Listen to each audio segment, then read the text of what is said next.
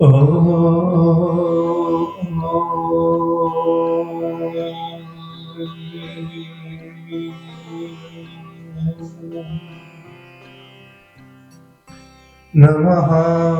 सिद्धेभ्यः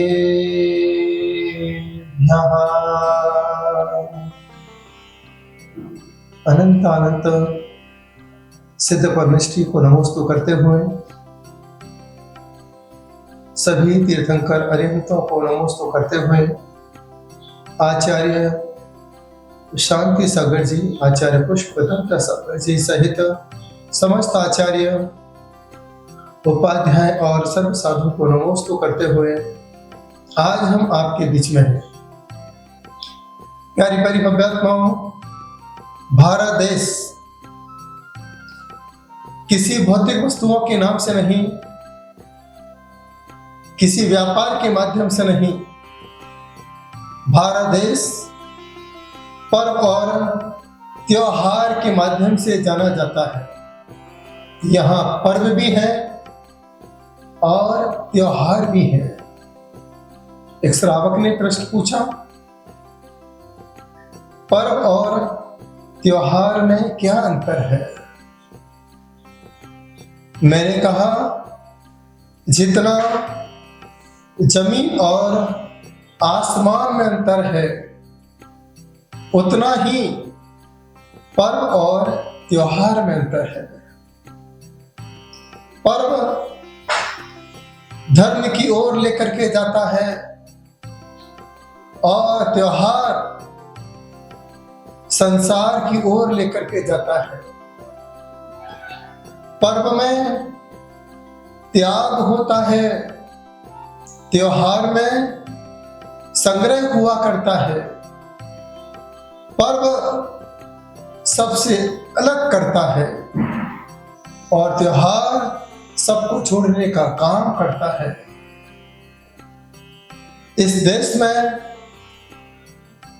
जब कभी पर्व आया करता है, जैसे 10 लक्षण पर्व, अष्टानिका पर्व, नवरात्रि पर्व, इन पर्वों में हर व्यक्ति विरक्त हो जाया करता है, संसार से दूर हो जाया करता है, अपने बारे में सोचा करता है, आत्मा के कल्याण के बारे में हमेशा विचार किया करता है।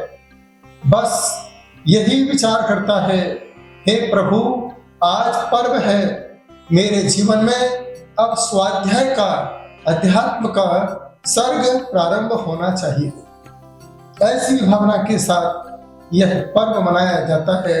जब पर्व मनाया जाता है तब अष्टकर्म दूर हो जाया करते हैं, क्योंकि पर्व में धर्म के साथ अटैचमेंट हो जाया करता है। जब कोई धर्म के साथ अटैच हो जाता है तो कर्म अपने आप ही डिस्पैच हो जाया करते हैं, दूर या बना दिया करते हैं।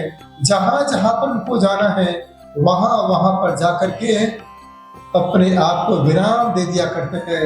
इसी का नाम होता है पर्व। और अभी आपके बीच में आने वाला है त्योहार,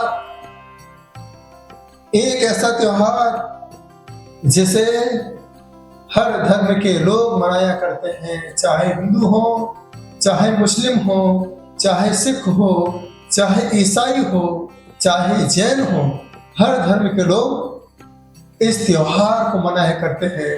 इसलिए इस त्योहार का नाम रखा है दीपावली। हिंदू जब यह त्योहार मनाता है राम के आगमन की खुशी में, ऐसा कहा जाता है आज के दिन राम अयोध्या आए थे। ऐसी मान्यता के साथ दीपावली मनाया जाता है। सिख संप्रदाय में गुरु नानक के रूप में मनाया जाता है। ईसाई संप्रदाय में भी इसका उल्लेख मिला करता है। तो ऐसे ही मुस्लिम संप्रदाय में भी इस पर्व को कैसे मनाया जाता है, क्योंकि नाम है दीपावली। दीपों के साथ जुड़ी है अली, तो वहां पर भी अली है। तो जो अली को मानता है वह दीपावली भी मनाता है। ऐसे पावन त्योहार को मनाने का सौभाग्य आप सभी को मिला है।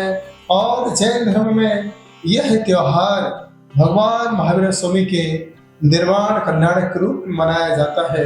प्रातःकाल ब्रह्म मुहूर्त में भगवान महावीर स्वामी अष्टकर्म को नष्ट करके सिद्धिशिला की यात्रा कर जाया करते हैं। यह एक ऐसा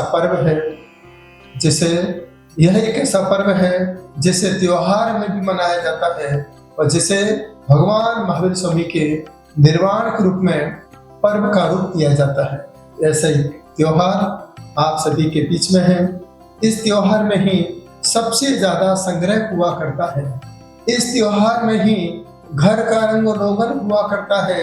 इस त्योहार में ही हर किसी को सब चीजों को नया बनाने का प्रयास किया जाता है, क्योंकि यह दीपावली का पावन त्योहार हुआ करता है। यहाँ पर हर परिवार के साथ अटैच हो जाया करता है।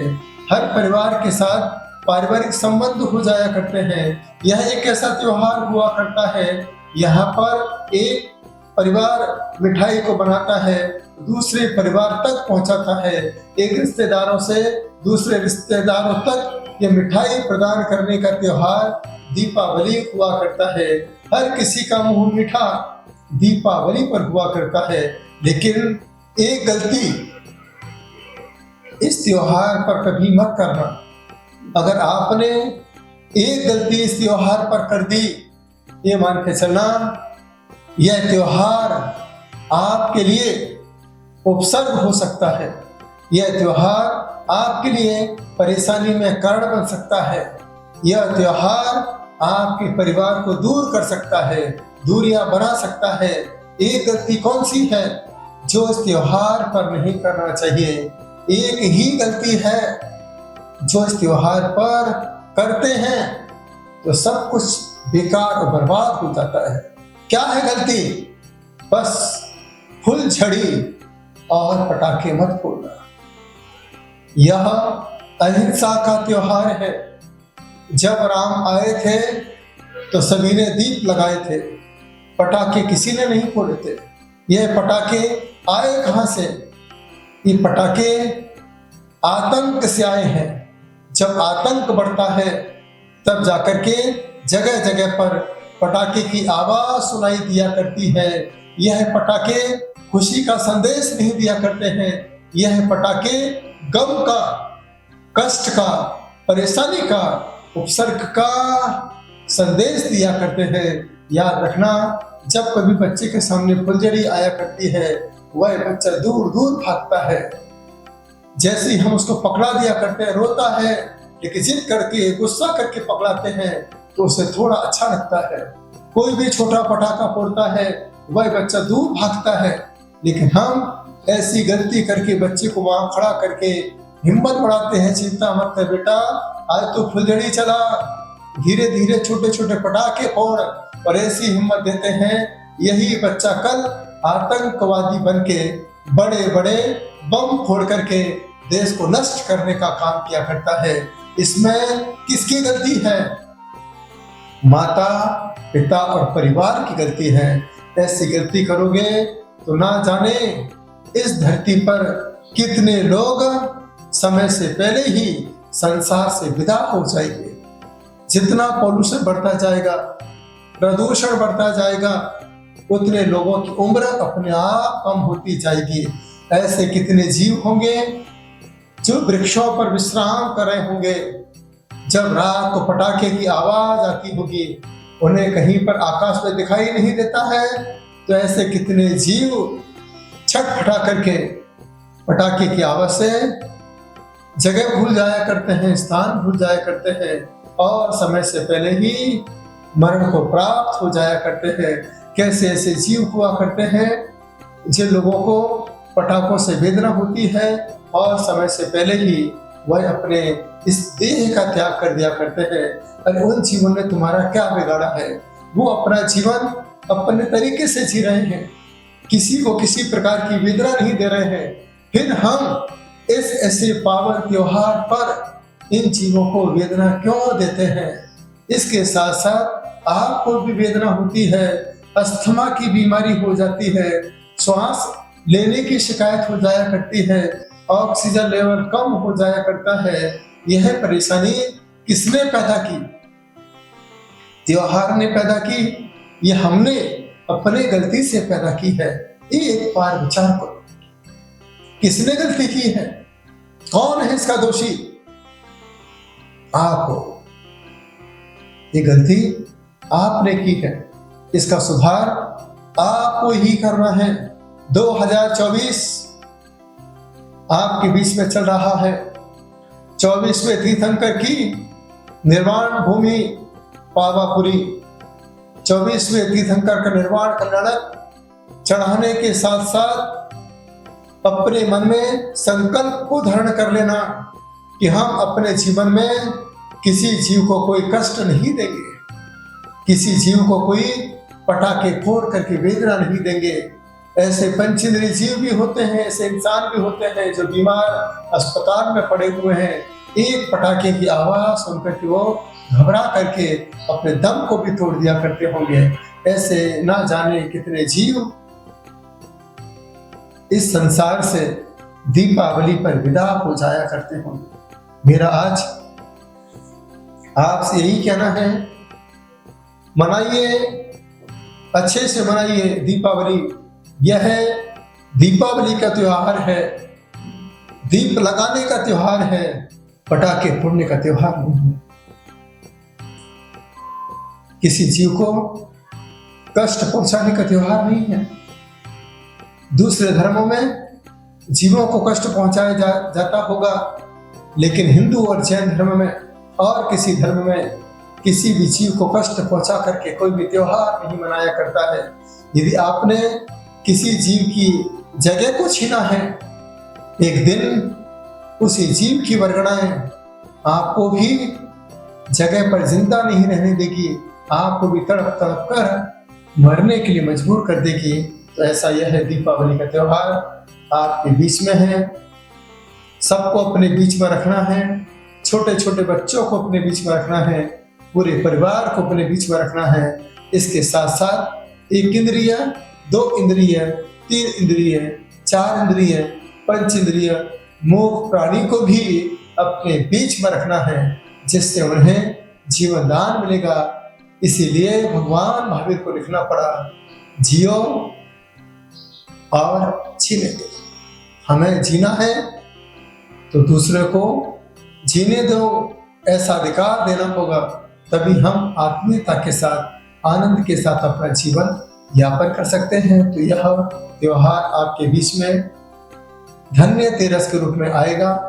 इसके बाद चतुर्दशी होगी, इसके बाद आपके बीच में दीपावली का पावन त्योहार आएगा।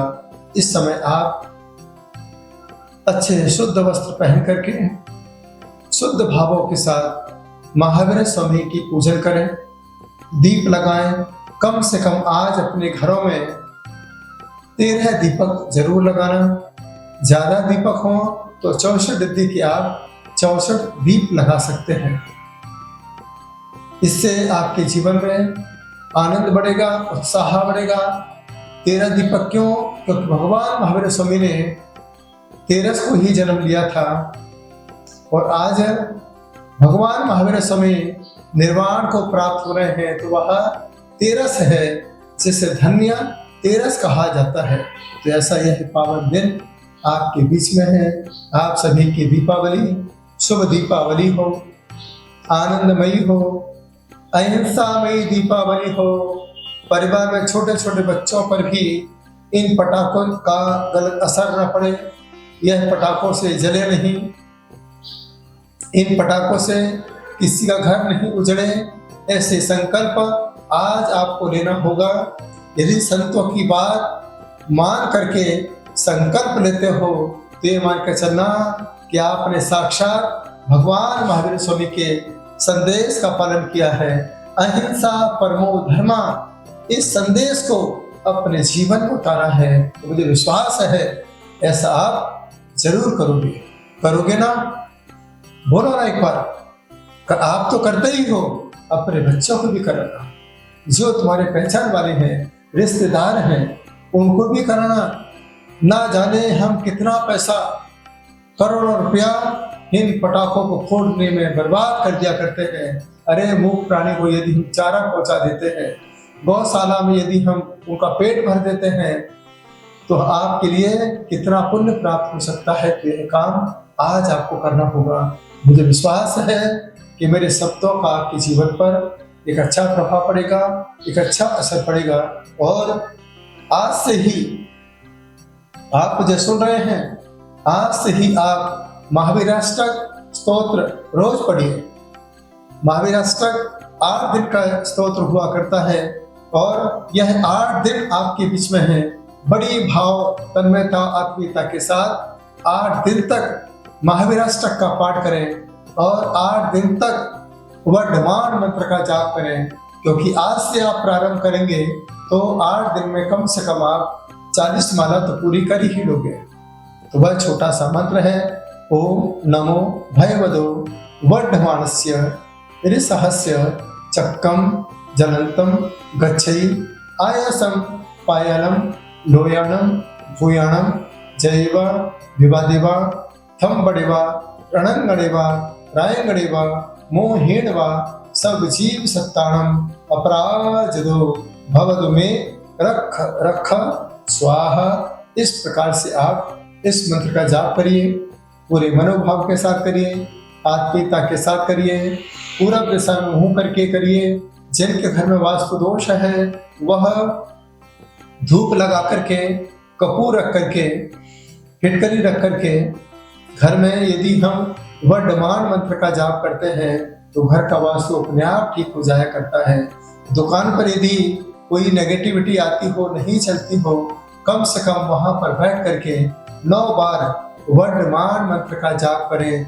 जब कभी कोई आचार्य किसी को दीक्षा प्रदान करता है तो सिर पर शांति मंत्र और वर्धमान मंत्र के माध्यम से संस्कार किया करता है। तो यह पावन दिन आपके बीच में है, यह त्योहार आपके बीच में है। व्यवहार को भी निभाइए और जीवों को जीवन दान देने का भी व्यवहार आपके बीच में आना चाहिए। यह त्योहार आपके लिए आनंदमय हो, प्रभावशाली हो, यही भावना के साथ आपके लिए मेरा बहुत बहुत आशीर्वाद आशीर्वाद आशीर्वाद।